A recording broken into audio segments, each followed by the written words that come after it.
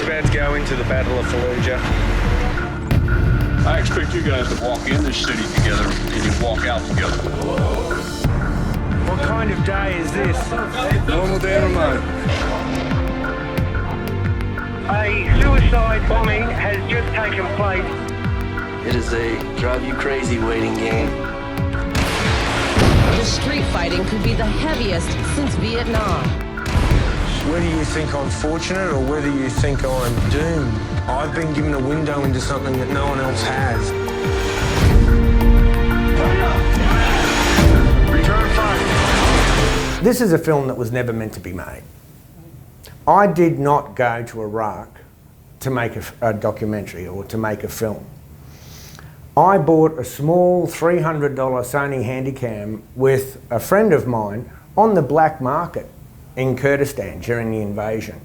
But I very quickly realised the camera's value as a notebook, because particularly as the bullets are flying or as you're running from a mortar, the camera was able to record the things that I couldn't. You can only scribble so fast. And each year I would come home on leave from Iraq, I would dump that year's batch of tapes into a Tupperware box under my mother's bed.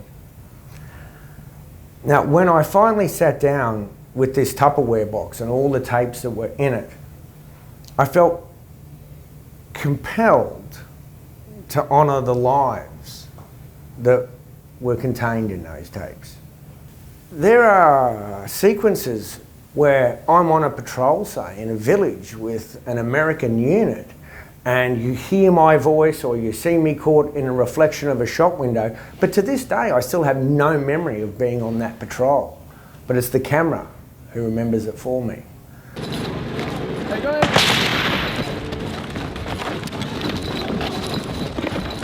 What?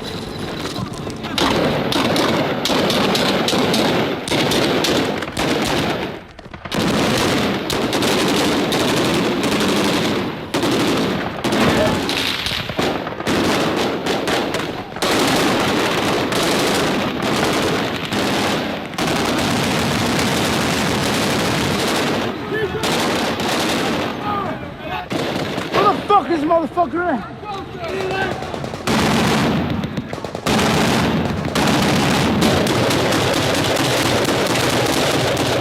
Pick it up, Benny, let's go! Let's go! Come on, motherfucker! Come on in, kid!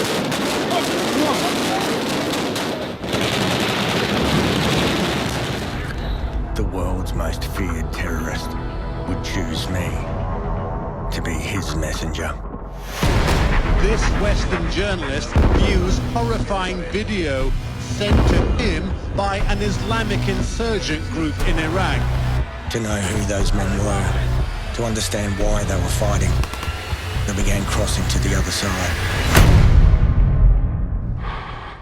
That's my breathing, as I'm doing the filming.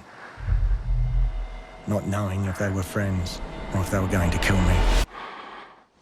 Zarqawi created a whole new breed of jihad. And it's that jihad, that most savage kind of jihad, that has gained traction now. It's that kind of jihad that all these young Muslims are flocking to. And it's that kind of jihad that has redrawn the borders of the Middle East, right under the noses of the international community. The border between Iraq and Syria no longer exists. It was that kind of jihad that has created a proto-state where one did not exist, an Islamic state within which lives the population roughly the size of the United Kingdom.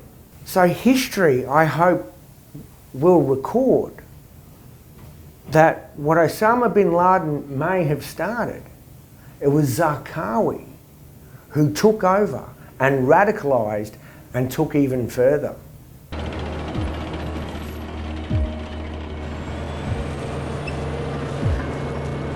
This film may take place in a war that happens to be in Iraq, but the real story is much broader than that. Ultimately, the story that we found is the story of that light and that dark that lives within all of us. Now that's an age-old story. It's something that Joseph Conrad wrote about in the 1890s in Heart of Darkness. It's something that Francis Ford Coppola turned into Apocalypse Now in 1979. And it turns out it's something that I filmed by accident in Iraq. So what I hope audiences get from this film is a chance to explore that within themselves, to look at these darker aspects of human nature and to wonder themselves, how far would you go in any of these situations, and what parts lurk within that you don't yet know about? Because I know I certainly found dark recesses of my own heart that I didn't know existed. And I know many of the soldiers around me found the same thing within themselves.